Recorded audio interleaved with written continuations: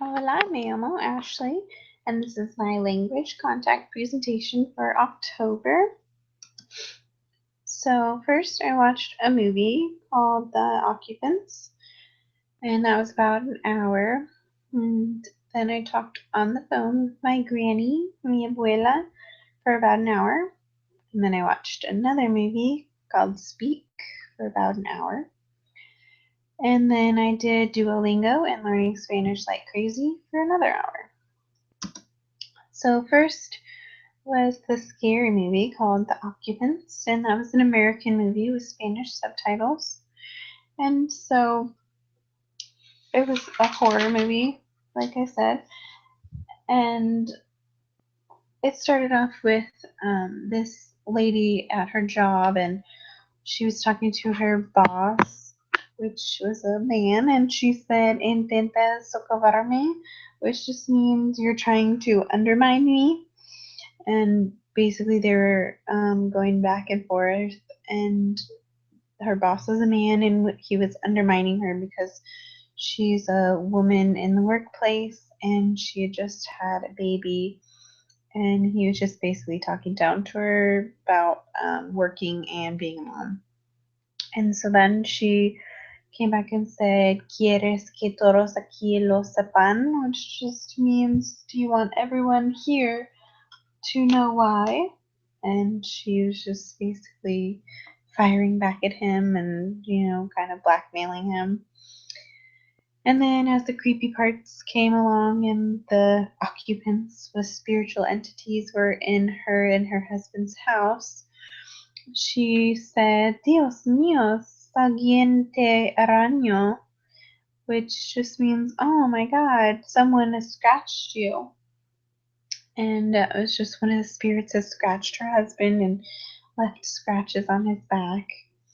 And then she said, alguien afuera, which means there's someone outside. And she said that when she saw one of the ghosts or the spirits outside.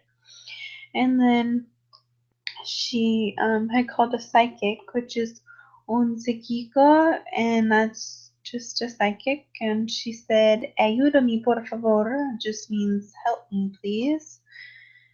And then as she was talking to the psychic was just sympathizing with her and said, "I know it's upsetting."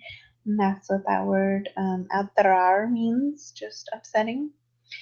And then the psychic had said, "No siento nada anormal," which just means I sense nothing abnormal.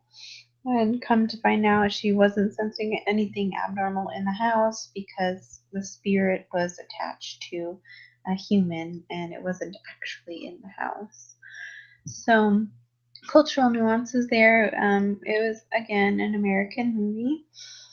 And so, again, I said about the working mother, she is working and has a child, and that's kind of seen as like taboo in the movie. And her boss was giving her a hard time and whatnot. And so that was definitely a cultural thing. And also, I added in there seeing ghosts is more of an American cultural nuance and believing in seeing ghosts because in Hispanic culture, there's more of like belief of your loved ones passing over, not necessarily being ghosts. And they do that by celebrating Dia de los Muertos, which is just a festival for their loved ones that have passed on. So they don't really believe in the ghosts. And so then they also made a mention of like the American dream and having a husband or having a wife and working, the husband working or the wife working and having a baby and just having a nice new house and stuff like that. So they made a mention of that being the American dream. So that's definitely a cultural thing. And then I talked on the phone with my granny, and just like any other grandma, she asked me a bunch of questions. Excuse me. So she said, "¿Cómo te va en la escuela?" which means, "How are you doing in school?" And "¿Vas a venir próxima para Acción de Gracias, which means, are you going to come here for Thanksgiving, or are you going to come see me for Thanksgiving? And then I asked her, ¿Cuándo vamos a hacer tamales? Which just means, when are we going to make tamales? Which is the thing we do around the holidays is we make tamales around typically Christmas or Thanksgiving. It's more of a Christmas thing for Hispanics. And then she, of course, said, ¿Qué necesita para venir a verme más? Which just means, you need to come see me more. And she says that a lot because she lives far out in Glendale and, of course, wants to see me a lot, just like any other grandma.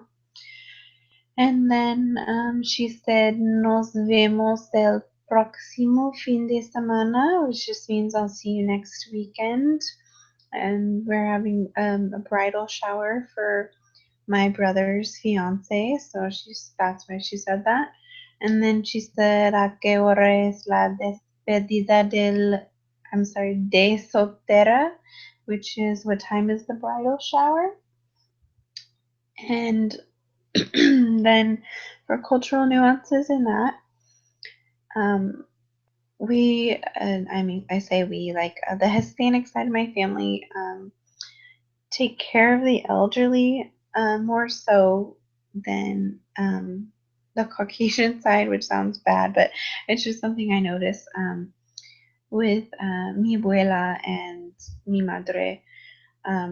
We just basically cater to my granny and Pumple, and we just make sure that they always have food, and we get their food for them, we get their drinks, and they basically just sit down and don't do anything. We take care of them and wait on them and whatnot.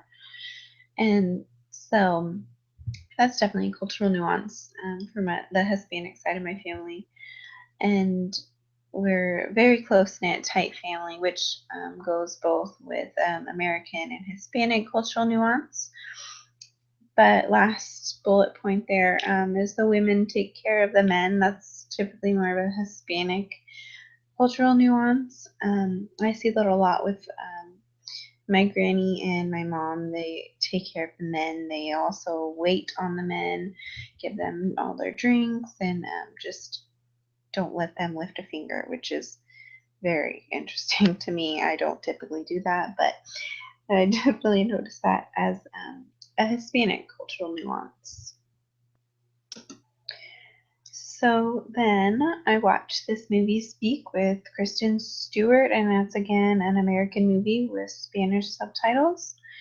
So one of the things that she said, or that was said right at the beginning of the movie, is Primera Parada del Día, which just means first stop of the day, and that's what the bus driver said to her. And he continued to say, Solo tú y yo, niña, which just means it's you and me, kid, because she was the first one at the bus stop, the first one to be picked up. And then she said, Es mi primer día de secundaria, which means it's my first day of high school.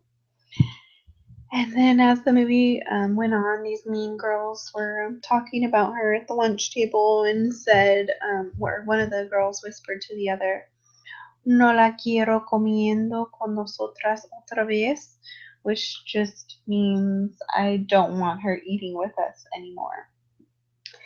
And then later on in the movie, Kristen Stewart befriends the art teacher and just hangs out with the art teacher because of everything that's going on in the movie, and she loses her friends and whatnot.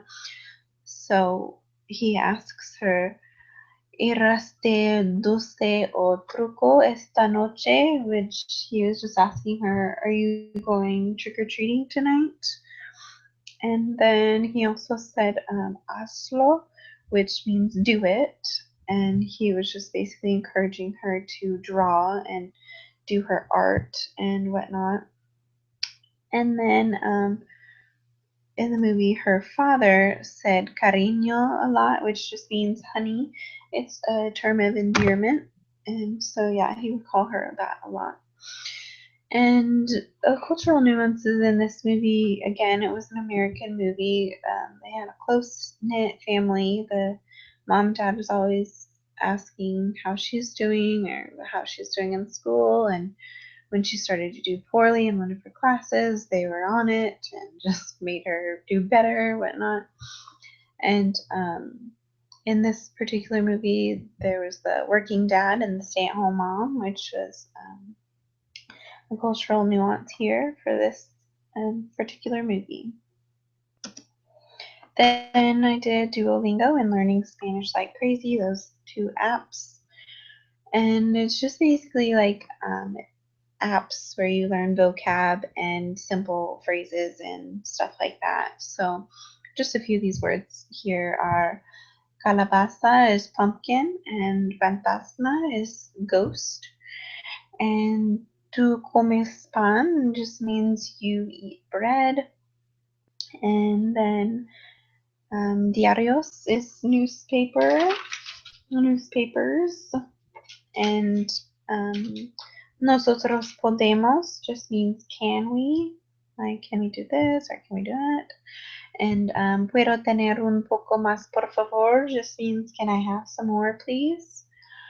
And the cultural nuances here, again, those are learning apps, so there's not very many nuances except for the speakers of the apps are very energetic whenever they speak Spanish, and they're just bubbly and very personal and whatnot.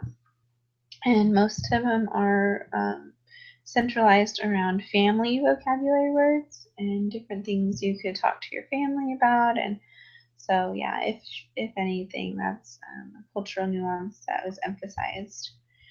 So, yeah, in conclusion, I learned a lot more vocab words and enjoyed challenging myself with the longer sentences and harder words, which was mostly just with the movies and stuff. There was a lot longer phrases and stuff. So, yeah, that was kind of cool. And yeah, just put that little picture there because Dia de los Muertos is celebrated at the end of October, and it's one of my favorite holidays. All right, that's it. Adios.